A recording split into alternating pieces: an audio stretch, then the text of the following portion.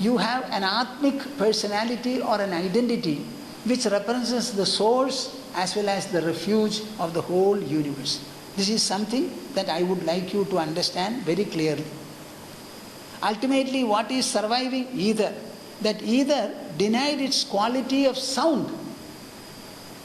Atmaniliyade. It gets dissolved into the very self. Now he has described how the Panchabhautik universe gets dissolved and ultimately the Atman alone survives. Now in this, the dissolution of the human personality and its property is not covered. He is going to cover it now. How to explain it? To the understanding of all of you, I am wondering. So I would like to say something. I generally specialize in these processes. See, what are you doing? Ever since your birth, think of you as an adult. You are employing your senses, and with the senses you are perceiving and interacting with the world. So the gross objects are all around. With these gross objects you are interacting. After interacting with the gross objects, what are you getting? You are getting 5 sensations. The objects are gross. They are material and energial. But when you interact with them, all the objects are reduced into 5 sensations. Shabda, Sparsha, Rasa, Rupa, Gandha.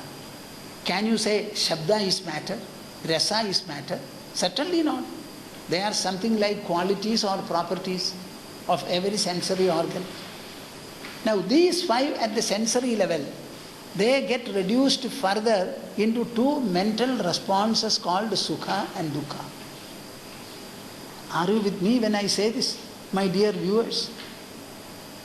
The world consists of so many objects, gross objects. All of them become just 5 when they come to you through the senses. They become 5 sensations. These sensations, when they reach the mind, actually here, brain, they become 2, Sukha and Dukkha. When you sleep snoringly, they are also reduced into nothing.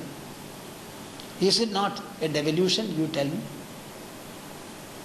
Gross objects becoming subtle sensations, the subtle sensations still becoming mental vibrations, and they also losing their distinction in your sleep to become consciousness. When you wake up, again the evolution starts. You start interacting with. So there is a way of everything getting dissolved into your own inner presence. So here he says, Indriyani mano buddhi saha vaikarikair rava pravishanti hyahankaram swagunair ahamatmani. Indriyani mano buddhi saha vaikarikaihi nripa. While this matter energy dissolution is transpiring, along with that simultaneously, the dissolution of the properties of the senses, mind and intelligence with their effects also take place. So everything gets reduced into ahankara, and the ahankara finally gets dissolved into the indescribable self. So in the human personality, this dissolution takes place into the self, and the Panchabhautik world also ultimately dissolves into the self. Esha maya bhagavataha sargasthiti antakarini trivarna varnidasmabhihi kim bhuyah sodumichasi. Esha maya bhagavataha sargasthiti antakarini. So the inscrutable power called Maya of the Supreme Lord is what I have told you now. This inscrutable power is capable of undergoing a process of evolution and dissolution in a cyclic manner, endless number of times in this universe. As you are every day waking up, perceiving the gross objects, transforming them into 5 sensations, sending them down to become 2 Sukha-Dukkha responses, again dissolving them in sleep, next day getting up, waking up, again undergoing the same process. In a longer duration, the whole universe also undergoes evolution and dissolution. Ultimately, the source is the self, which you are carrying and which you are referring to as the I. I. Whenever we refer to the I, it is a reference to the self, and that self is the source of evolution, and it is the terminus of devolution also. This is that inscrutable power, causing creation, preservation and dissolution in an inscrutable manner. If you look, you will find the endless universe present, nowhere describable. This is a question I would like to ask you. All of you must be owning properties, either in Delhi or in Bombay or somewhere in the remote villages. Everybody has a house and a title deed making you the title owner of some area of the earth. But do you know the earth is massive and you only live in the surface of the earth? You have no right over the depth of the earth, nor high up in the sky you have no right, only to live on a small portion in the surface area. But what is this earth and where is it standing? The earth is standing in air. Can it stand? But does it not stand? So is the air subsisting on the earth, or the earth is supported by air? Do you have an answer for it? And the earth is spinning. It is surrounded by the weightless air, so to say. How does the earth mass remain thus spinning and also circumambulating the sun? How is it taking place?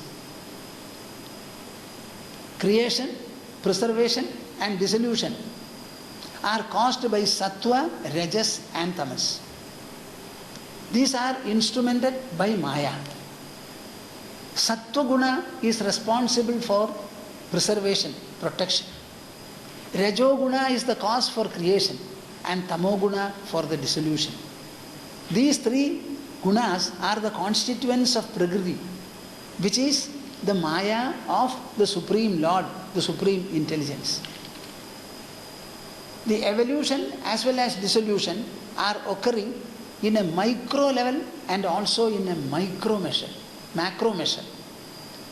It is minutely and also in a huge manner. Both they are occurring. How many cells are getting born in our body every day? I think millions of cells are getting born and they also die. This is a very clear case of evolution as well as dissolution. This is invisibly taking place within the biological aggregate called the body. Then you will find in the outside level also, there are so many beings, their birth and death are taking place. Plants are there, creepers and trees. They are of very short as well as long durations. Beings also have got a graduated lifespan. Maybe the moths are springing up and within about 2.5 hours they die. Similarly, some of the plants also are there. So many things come up very fast, some last longer. Human beings have got 120 years of life. I think our coconut tree also, the western tall they call it, our natural Kerala coconut trees, they also have 120 years. There are some trees which are lasting or enduring for a longer while. We have got that people tree associated with temples and holy places. Generally the people tree is planted by 5 people together. A plant will be held by 5 people and they will plant it together. I think a people tree can live 1 or 2 generations, human generations. There is no problem. Then when you come to the banyan tree, the lifespan is still much more.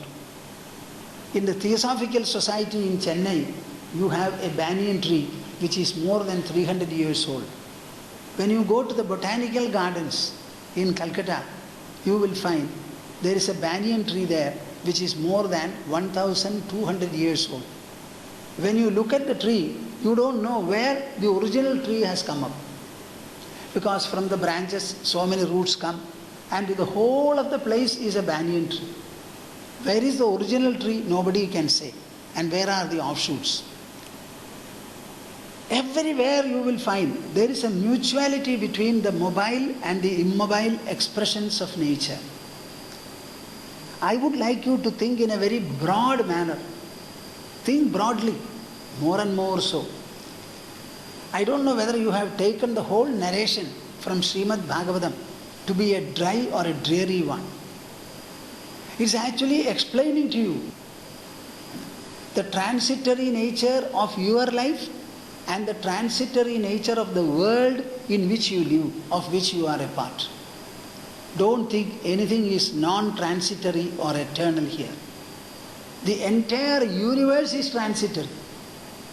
The lifespan may be a little longer. And where is it supported? How and where? You tell me. The earth is in the air. The air is in space. And where is space? Can you think of a cause, a material or an energial cause, upon which the whole endless space can rest? So it is a foundationless expression. So it is a Maya. Definitely so. Space is itself endless. Every object is in space. But where is space? You tell me. Have you thought about it? So these are some of the important considerations that a human mind should pick up. Whenever you think of God, how do you say God is great? God is great because He has created an unimaginably huge creation, the support of which is nowhere found. I always tell people what? We have our parents. Our parents had their parents. Ultimately, the first parents, where from did they come? They did not come from parents. Similarly, the earth has come from the sun. Sun has come from another star. That star has come from. Ultimately from where? From space. And where from has space come? Unless you are able to trace the first cause, the source, I don't think we can accept the rest. So this is one way whereby your mind expands and expands. Your understanding grows and grows. And you will come to a position where the mind becomes so broad, so huge, so deep, so lofty and magnificent that your whole life will become easy. Everything will start dancing like a bubble in your mind space. This is what is going to happen. The creation itself is going to be dissolved. If it is going to be dissolved, then what are we afraid of here? When danger comes in a massive manner, I don't think anybody will be worried. When I was going to Badrinath in Tehri Garhwal in a district, we were stopping for a while. So our group got into a conversation with some of the local people, and they were reporting a few generations back there was an epidemic in that area. The epidemic means epidemic, fast spreading disease for which there is no cure or redress. People started dying. The first few people who died, they were cremated. After cremation they came back. Much larger number of people had become lifeless. They managed to cremate them also. By the time they came back, a still larger number of people had become dead bodies. So what could they do?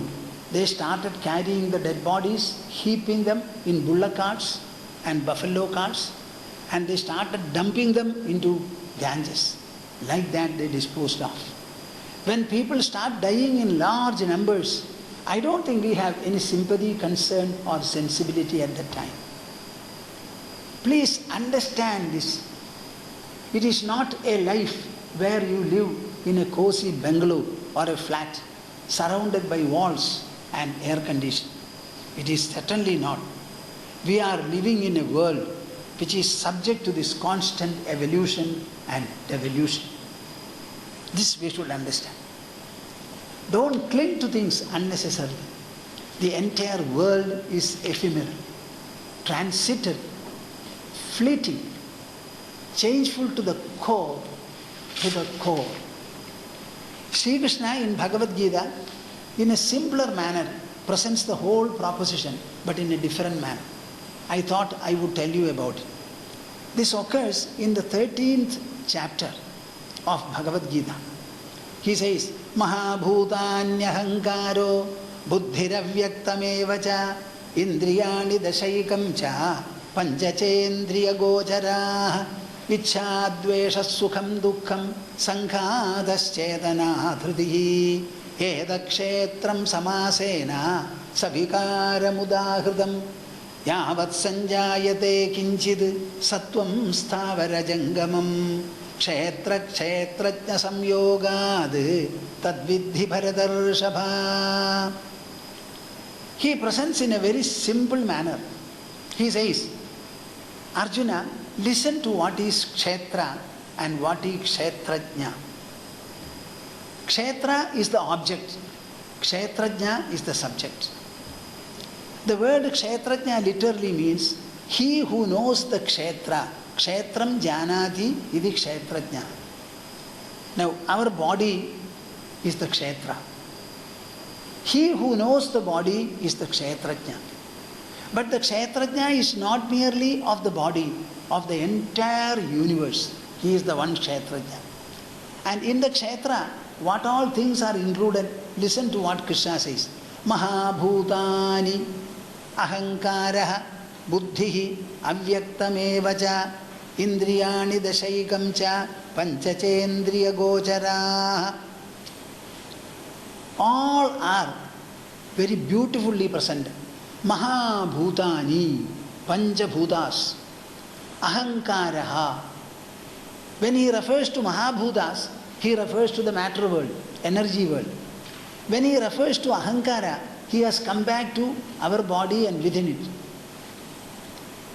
Buddhihi, that which knows the brain, intelligence. Avyaktameva cha. Avyakta is that state, a resemblance of which you have in sleep. Everything is indistinct, that avyagrita. Indriyani dashaikam cha. 5 knowledge, karmendriyas, and 5 jnanendriyas.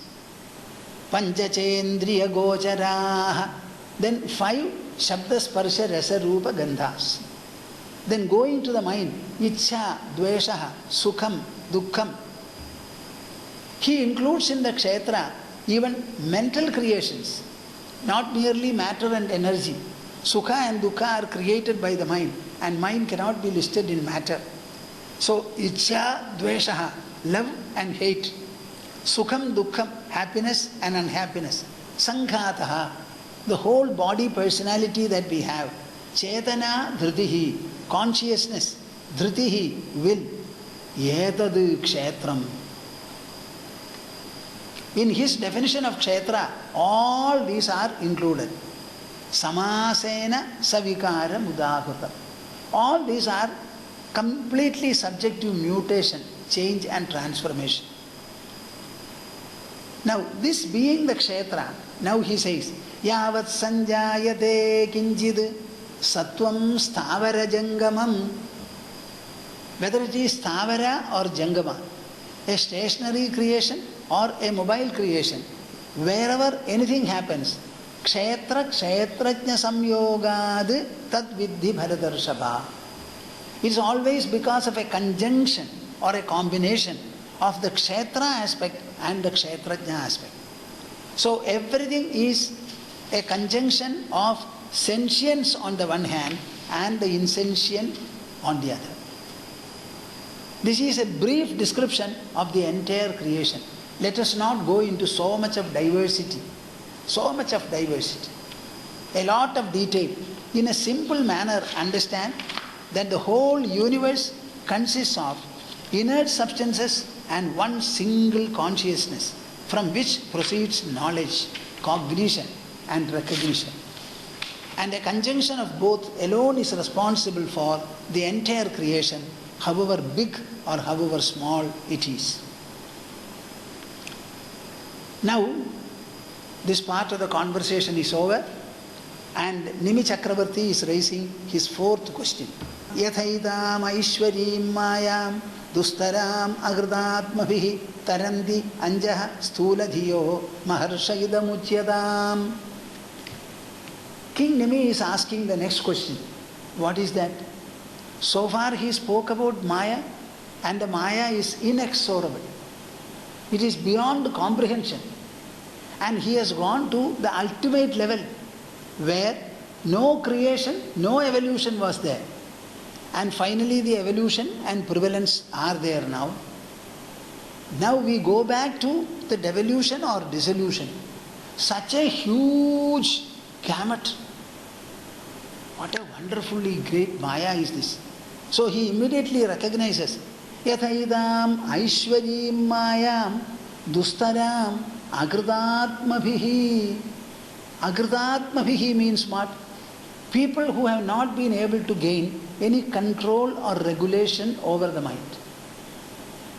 See, human life will become best only when you focus on your mind. Make it pure, make it pure, make it simple, make it refined and broad. It is that inner enrichment that matters. Anything else you may have, they are all perishable things of the world. The real wealth is contentment and the grandeur of the mind. That is what we want. So he says, Agridatmabhihi, people who have never undergone the culture of inner reformation and refinement. By such people, Aishwari Mayam Dustaram. This godly Maya, that divine power called, that power of Maya, illusion, inscrutable power, it is Dustaram, very, very difficult to cross over. How can that be Taranti Anjaha?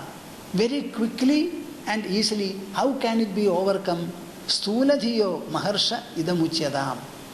People from their very birth, they are given to seeing the gross objects, the perishable objects of the world. So all their attractions and repulsions are caused by the external world of fleeting objects.